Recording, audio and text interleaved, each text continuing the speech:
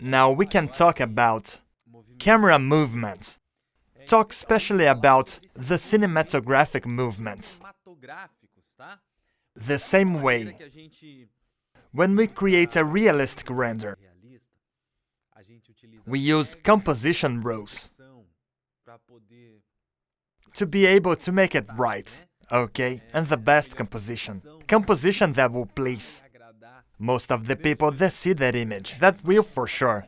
To have that feeling, we have a few camera movements that are patterns.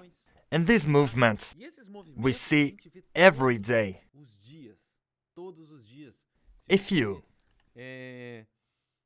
watch YouTube, or watch a movie on cinema, or Netflix, or even the news, any news you watch,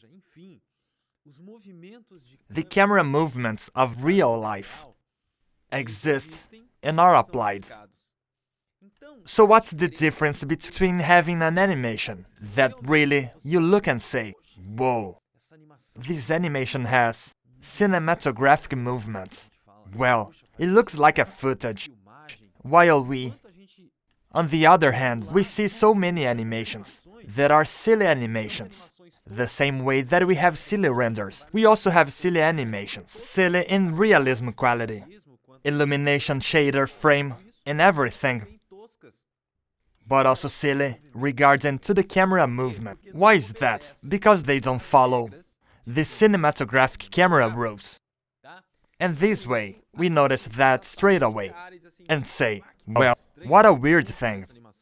I'm getting dizzy by seeing this animation. Or it's repetitive, or it's really showing that is a 3D. And compare that camera, the fake frame we got. Sometimes that usually, the clients ask for us to make of an ambience that looks like a security camera, back there in the ambience corner, overlooking from top to bottom. You say, well, this is really a 3D, and it's very silly. And the camera movement is the same thing. When you try to show everything at once, it tends to go wrong. So, that's why I strongly recommend that when you make an animation, use the camera movement we're gonna see now. They combined in an order, synchronizing between one movement and another, will give for sure harmony for your animation. And it's gonna be for sure an animation with much more quality than if you don't use the real camera movement from the cinema. Alright? Let's see them.